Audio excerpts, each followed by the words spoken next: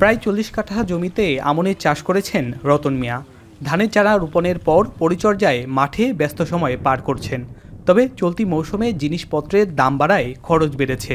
সম্পূর্ণ জমি চাষাবাদে তার খরচ হবে ৭০,০০০ টাকা। ফলন ভালো হলে চাষাবাদের খরচ মিটিয়ে ২০,০০০ টাকা আয়ের আশা তার।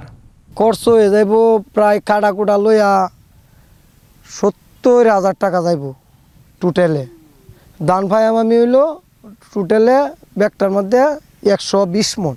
জমিতে সেচের খরচ কম হয় আমন চাষে কৃষকদের আগ্রহ বেশি। জেলার হাওর বিস্তৃত ৪ উপজেলায় বর্ষার পানিতেই ডুবে থাকায় সীমান্তবর্তী দুর্গাপুর, সদর, পূর্বধলা সহ ৬টি উপজেলায় আমনের চাষ হয় সবচেয়ে বেশি। পাহাড়ি ও উঁচু জমিগুলোতে আমন চাষ করেই সারা বছরের খরচ মেটায় কৃষকরা। আশা করতেছি মোটামুটি ভালোই, ওই বুড়োর চাইতে বা একটু ভালোই হইব। ফলন হন তো বালার দিকেই, ওহন বালার দিকেই, ওহন সামনের ফলন হইছে আল্লাহর কাছে। স্বল্প খরচের আশায় আমন চাষ করলেও এবার বীজ, সার ও কীটনাশকের দাম বাড়ায় প্রভাব পড়েছে চাষাবাদে।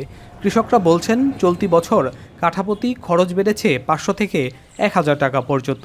শ্রমিকের মজুরি আর ফসল ঘরে তুলতে গুনতে হবে আরও বাড়তি অর্থ। তবে এখন পর্যন্ত পাহাড়ি ঢল কিংবা প্রাকৃতিক দুর্যোগ না থাকায় কিছুটা স্বস্তি রয়েছে কৃষকদের মাঝে। সব জিনিসের দাম তো বেমাত্রা, সারের দাম বেশি, জ্বালার দাম, কামলার দাম। আমরা বাজান খরচ বেশি রকম হইতেছে। এইটা আমরা কি করি, সবটা তো হিসাব রাখতে না, মূর্খ লোক আমরা। খরচ মনে করেন কাটা ভিতে ৩,০০০ টাকা খরচ হয়ে যায়। হ্যাঁ, দানও মনে করেন দেওয়া যাইতেছে কাটা ভিতে ৩ মণ ৪ মণ এরকম। মাঠগুলোতে ব্রি ৭৫, ব্রি ৮৭, বিনা ধান ১৭, স্বর্ণা, রঞ্জিত সহ উচ্চ ফলনশীল ধানের আবাদ হয়েছে সবচেয়ে বেশি। প্রায় শেষ চারা রোপণ। চলতি মৌসুমে জেলায় প্রায় ১,৩৫,১৪০ হেক্টর জমিতে আমন ধানের লক্ষ্যমাত্রা নির্ধারণ করা হয়েছে। এ থেকে চাল উৎপাদন হবে প্রায় ৪,১৩,৪৫৭ মেট্রিক টন, যার বাজার মূল্য প্রায় ১৮০০ কোটি টাকা।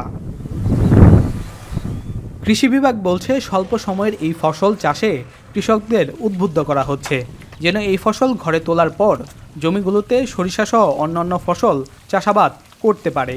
অগস্ট মাসের মধ্যে আমাদের বেশিরভাগ জায়গাতে ধানগুলি রোপণ করা শেষ হবে। আর রূপামন ফসলটি আবাদের ক্ষেত্রে আমাদের কৃষক ভাইদের যে বীজের যে প্রাপ্যতা ছিল, আমরা নতুন যে রূপামনের জাতগুলি আছে, যেমন বিধান ৭১, বিধান ৭৫, বিধান ৮৭, তারপরে বিনাদান ১৭, এই জাতগুলি আমরা মাঠ পর্যায়ে বেশি পরিমাণে ছড়াচ্ছি। এগুলি স্বল্প জীবনকালীন, ফলন ভালো। নেত্রকোনায় বড় ধানের পর সবচেয়ে বেশি আবাদ হয় রোপা আমনের। গত বছর জেলায় ১,৩৪,০৯০ হেক্টর জমিতে রোপা আমনের আবাদ হয়, যা থেকে উৎপাদিত ৩,৯০,৫২২ মেট্রিক টন চাল বাজারে বিক্রি হয় ১,৭২০ কোটি টাকায়। রিফাত আহমেদ রাসেল, এখন নেত্রকোনা।